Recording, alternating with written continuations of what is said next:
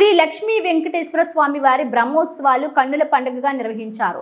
శనివారం చెరుకుపల్లి గ్రామంలో శ్రీ వెంకటేశ్వర స్వామి బ్రహ్మోత్సవాల్లో భాగంగా రథోత్సవాన్ని ఆలయ కమిటీ ఆధ్వర్యంలో ఘనంగా ప్రారంభించారు. ఈ సందర్భంగా ఆలయ కమిటీ సభ్యులు మాట్లాడుతూ 1200 దశాబ్దంలో శ్రీ లక్ష్మీ వెంకటేశ్వర స్వామి వారి ఆలయం నిర్మించబడిందని, ఈ ఆలయానికి అనేక విశిష్టతలు కలిగి ఉన్నాయని అన్నారు. ప్రతి ఏటా కన్నుల పండుగగా ఈ బ్రహ్మోత్సవాలు జరుపుకుంటున్నామన్నారు. చుట్టుపక్కల ఊర్ల నుండి కూడా అనేక మంది పెద్ద ఎత్తున తరలి వస్తారని ఆయన తెలిపారు. ఈ కార్యక్రమంలో ఆలయ అర్చకులు మరియు ఆలయ కమిటీ నాయకులు తదితరులు పాల్గొన్నారు.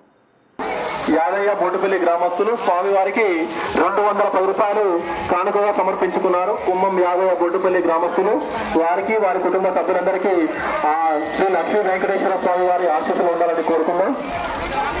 దేవాలయం ముందు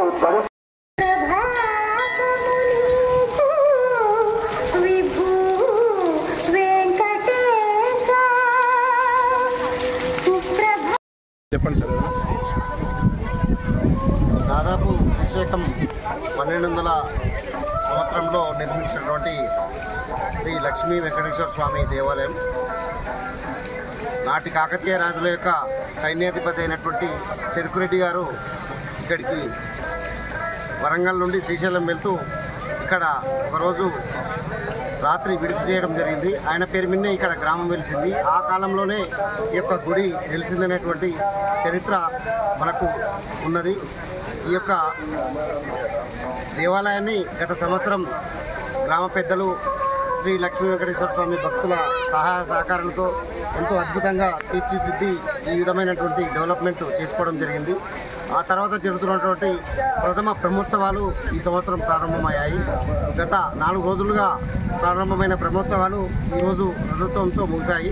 ఈ యొక్క శ్రీ లక్ష్మీ వెంకటేశ్వర స్వామి దేవాలయానికి చెరుకుపల్లి చుట్టుపక్కల ఉన్నటువంటి తండాలు, గ్రామాలు, అదేవిధంగా బయట ప్రాంతాలలో స్థిరపడినటువంటి ఎంతోమంది ప్రజలు వేలాదిగా తరలి వచ్చి ఈ యొక్క ఉత్సవంలో పాల్గొని ఈ యొక్క రథోత్సవాన్ని దిగ్విజయంగా పూర్తి చేయడం ఈరోజు జరిగింది. ఈ యొక్క చెరుకుపల్లికి సంబంధించినటువంటి జాతర జరుగుతుంది. తిరునాళ్ళు దాదాపు ఒక 3 రోజుల పాటు ఈ తిరునాళ్ళు సాగుతాయి. ఈ యొక్క కార్యక్రమానికి చేసినటువంటి భక్తులందరికీ మరొకసారి శ్రీ లక్ష్మీ వెంకటేశ్వర స్వామి ఆశీస్సులు ఉంటాయని ఆశిస్తూ ఓం నమో వెంకటేశ్వర. ఒకసారి కలెక్ట్ చేసి ఆ చెత్తపట్టలో వేయండి.